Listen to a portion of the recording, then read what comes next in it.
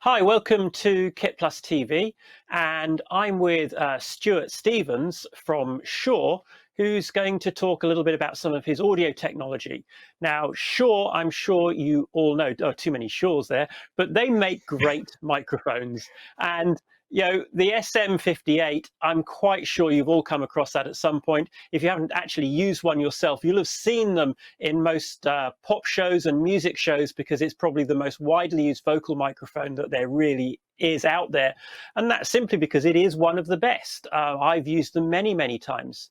So, Stuart, tell me a little bit more about your Axient range.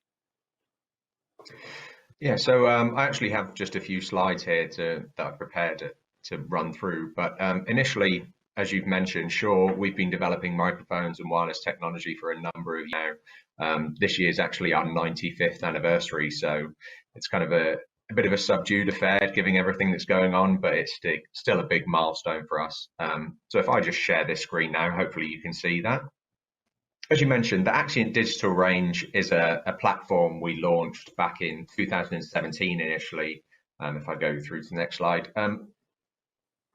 And it was a replacement for what was known as our UHFR system, which was a very kind of widely known and widely adopted touring grade system. So when we introduced it, we wanted to build a system that was flexible, very robust, and very scalable. So we started out with the receivers side of things. So we offer it in both 2 and 4 channel receiver options. And then we had 2 different transmitter types that are supported by a single receiver platform. So this meant that the actual people adopting Axient Digital, the initial buy-in wasn't so high, and it meant that as your needs grew, you could scale up and get some of the more advanced features that the ADX series offered. And I assume, sorry to interrupt. And I assume that when you're using a single receiver for multiple channels, of course, that also has a cost-saving benefit in terms of sharing antennas and aerials and things like that as well. Yes, exactly. So multi-channel receivers weren't new with Axient Digital. We had dual and 4-channel receivers with our ULXD digital range.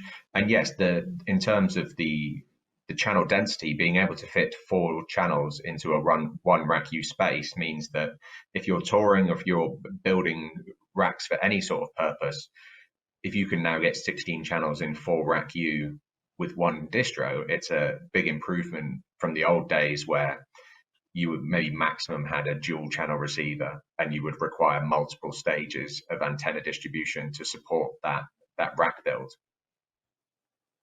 So you're saving money in all the stuff to link everything together. You're saving space and size. There's less equipment to actually shift around and move about. So the whole package becomes both smaller and more cost effective without any loss of quality. So that's a really good thing. So one thing I'm really keen on, though, is to understand a bit more about the encryption that you have, and also diversity, and how diversity benefits in terms of less dropout of the signal, and then also encryption, because a lot of people, I think, are worried about encryption maybe impacting the audio quality. I'm assuming that your encryption has no effect whatsoever on your audio quality. No, our encryption has 0 effect on the audio quality. If I move forward to the next slide. So in terms of the 2 things you mentioned, yes, we support AES 256 encryption, and that was originally encryption was adopted more widely by your kind of commercial AV installations, your Fortune 100 or 500 companies, where the information that is being discussed at some of these keynote presentations is highly sensitive. So they were big kind of adopters of, we need encrypted systems because we don't want anyone eavesdropping on that signal. And that's one of the benefits of a digital wireless system, is it gives us that opportunity to include encryption as a feature, whereas with a traditional analog FM system, you couldn't do that. And of course, it's not just with business meetings and things like that. I mean, if you're doing a long-running soap series or something like that, and you're acting out a part of the story where you don't want the public to know what's going on, it's very easy with old FM receivers for someone to sit outside those studios and eavesdrop on the radio mics and hear what's going on and spill the beans. Whereas with an encrypted system, of course, it's secure, it's easy to keep it secret and keep it undercover.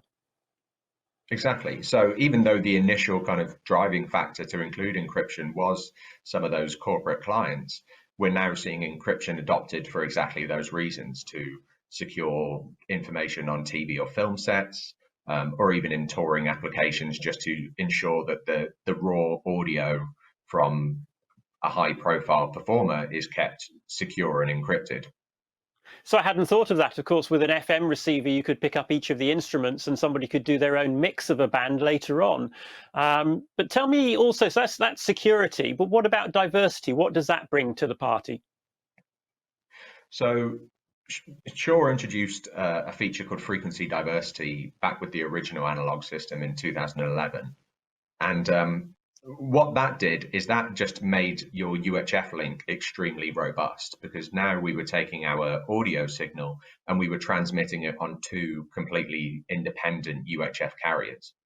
And then that meant that in those high profile situations where you couldn't really afford to have a dropout on your radio mic or radio body pack, we were actually, if you lost one frequency, you were recovering the signal from the second UHF frequency. And then at the same time, we could also do interference avoidance and change that to a clean backup frequency. That sounds really impressive. And are these big devices? Tell me a bit about the AD3. I believe it's a nice small compact plug-on, isn't it? Yes, so the AD3 plug-on is part of the AD transmitter range. So that gives you your basic UHF transmission from transmitter to receiver, but it doesn't have some of the more advanced remote control aspects that we introduced with our ADX. And part of the reason behind that is we wanted the applications this is going to be used in is going to be maybe possibly a podium or a boom pole operator where you have easy access to that transmitter. It's not likely to be buried under a costume where the benefits of remote control would be more obvious. Really good for somebody doing news and current affairs, documentaries, all of those sorts of productions where you'll use a boom pole or be passing off a handheld mic to somebody, as well as obviously music and vocals as well, I would imagine. Yes, so we've seen them being used in theatre as a way of miking up instruments that are quite difficult to run a standard XLR cable to, or perhaps have a higher output than a traditional body pack could accept. Electronic news gathering is a big application for these. Sports interviews as well, where you just want something to quickly get out there and get the report as quickly as possible.